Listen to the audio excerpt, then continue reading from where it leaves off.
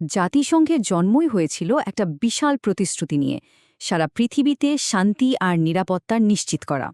কিন্তু আজকে দুনিয়ার দিকে একটু তাকিয়ে দেখুন তো, চারিদিকে শুধু সংঘাত আর যুদ্ধ। তো প্রশ্নটা ওঠা কি স্বাভাবিক না, যে জাতিসংঘ কি আসলেই তার কথা রাখতে পারছে? চলুন এই ব্যাপারটাই আজ একটু গভীরে গিয়ে বোঝার চেষ্টা করা যাক। হ্যাঁ, ঠিক এই কথাটাই লেখা ছিল জাতিসংঘের মূল সনদে, সেই ১৯৪৫ সালে। ভাবুন একবার, লক্ষ্যটা কত মহৎ ছিল। এমন একটা পৃথিবী তৈরি করা যেখানে যুদ্ধের বিভীষিকা আর ফিরে আসবে না। অথচ দেখুন কি হচ্ছে, কাউন্সিল অন ফরেন রিলেশনস বলছে এই মুহূর্তে দুনিয়াতে ২০টারও বেশি যুদ্ধ লেগে আছে। তাহলে ওই যে মহৎ একটা আদর্শের কথা বললাম, আর এই যে কঠিন বাস্তবতা, এর মধ্যে এত বড় একটা ফারাক কেন তৈরি হলো? আসলে সমস্যাটা ঠিক কোথায়, এইটাই হলো আসল প্রশ্ন। আর এই প্রশ্নের উত্তরই আমরা আজ খুঁজব।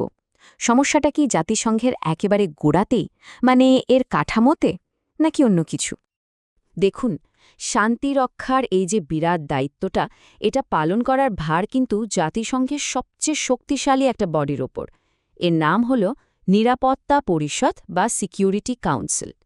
চলুন প্রথমে এর গঠনটা একটু বুঝে নিই। তো এই নিরাপত্তা পরিষদে মোট সদস্য হল ১৫টা দেশ। এর মধ্যে 10টা দেশ হল অস্থায়ী সদস্য, মানে তারা মাত্র 2 বছরের জন্য আসে। কিন্তু আসল যে ক্ষমতা, সেটা কিন্তু এই 10 দেশের হাতে নেই। আসল ক্ষমতাটা আছে বাকি 5টা দেশের হাতে। এদের বলা হয় স্থায়ী সদস্য বা P5। আর এই 5টা দেশের হাতে ক্ষমতাটা এমনভাবে কুক্ষিগত হয়ে আছে যে এখান থেকেই আমাদের মূল সমস্যার শুরু। আর সেই সমস্যাটার নাম হল ভেটো পাওয়ার। এখন প্রশ্ন হল, এই ভেটো পাওয়ারটা আসলে কি? ব্যাপারটা খুব সহজ। ওই যে 5টা স্থায়ী সদস্য দেশ আছে, তাদের মধ্যে যে কোনো একটা দেশও যদি কোনো প্রস্তাবের বিরুদ্ধে না বলে দেয়, ব্যাস খেলা শেষ। বাকি সব দেশ হ্যাঁ বললেও ওই প্রস্তাবটা আর পাস হবে না। মানে একাই একটা দেশ সব কিছু আটকে দিতে পারে। আর এই অবিশ্বাস্য ক্ষমতাটা আছে শুধু এই 5টা দেশের হাতে। কারা তারা? যুক্তরাষ্ট্র, যুক্তরাজ্য, ফ্রান্স, রাশিয়া আর চীন। তাহলে এর ফলটা কি দাঁড়াচ্ছে? এই পরিস্থিতিটাকে খুব সুন্দর একটা উপমা দিয়ে বোঝানো যায়। ব্যাপারটা এমন দাঁড়িয়েছে যে বিশ্বশান্তি যেন এই 5টা দেশের ব্যক্তিগত স্বার্থের একটা খাঁচার মধ্যে আটকা পড়ে গেছে। উদাহরণ তো আমাদের চোখের সামনেই আছে, অনেক আছে। ধরুন রোহিঙ্গা সংকটের কথা। চীন আর রাশিয়া ভেটো দিয়ে বারবার মিয়ানমারের বিরুদ্ধে ব্যবস্থা নেওয়া আটকে দিয়েছে। আরও বড় উদাহরণ হল রাশিয়া ইউক্রেন যুদ্ধ। রাশিয়া নিজেই নিজের বিরুদ্ধে আনা প্রস্তাবে ভেটো দিয়ে দিয়েছে, ভাবা যায়? আর ইসরায়েল ফিলিস্তিন সংঘাতের কথা তো বাদই দিলাম। দশকের পর দশক কেটে যাচ্ছে, কিন্তু এই পরিষদ কোনো কার্যকারী সিদ্ধান্তে আসতেই পারছে না। কিন্তু প্রশ্ন হল, এই কাঠামোটা এমন কেন হল? আর সবচেয়ে বড় কথা, এটা কি আজকের পৃথিবীর জন্য ঠিক আছে? সত্যি কথা বলতে কি, এই নিরাপত্তা পরিষদ হল আসলে ১৯৪৫ সালের পৃথিবীর একটা ছবি। এই যে ভারসাম্যহীনতার কথা বলছি, সেটা এই ডেটাটা দেখলে আরও পরিষ্কার হবে। এটা সত্যি অবাক করার মতো। একবার ভাবুন, ইউরোপ মহাদেশের আয়তন পৃথিবীর মোট ভূখণ্ডের মাত্র ৬.৬%। অথচ নিরাপত্তা পরিষদের 5টা স্থায়ী সিটের মধ্যে 3টা সিটই তাদের দখলে, মানে 60%। কি বিশাল একটা অসামঞ্জস্য, তাই না? এই অসামঞ্জস্যতা আরও চোখে পড়বে যখন আমরা বাকি বিশ্বের দিকে তাকাব।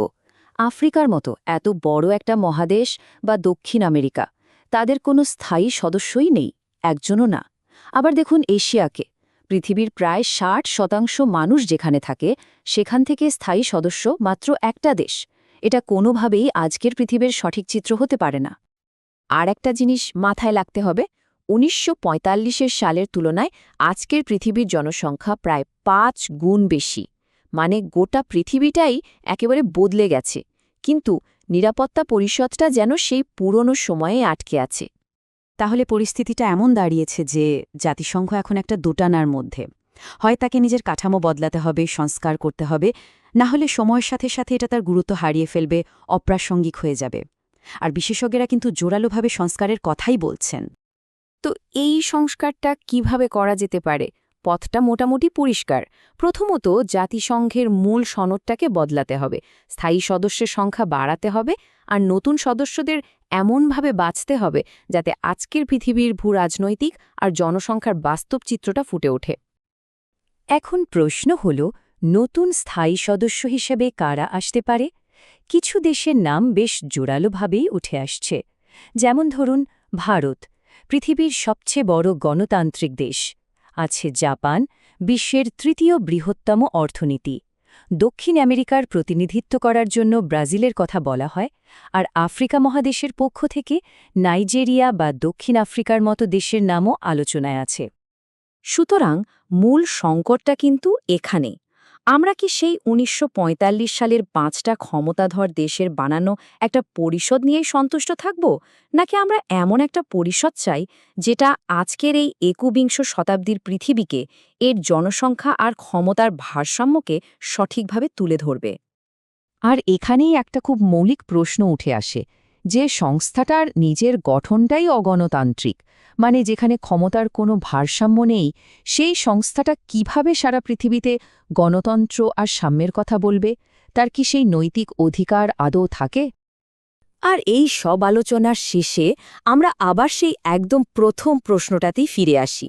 সময়ের এই যে একটা জোরালো দাবি, সংস্কারের দাবি, এটাকে যদি জাতিসংঘ পাশ কাটিয়ে যায়, তাহলে কি এটা ধীরে ধীরে তার প্রাসঙ্গিকতা আর গুরুত্ব দুটোই হারিয়ে ফেলবে না?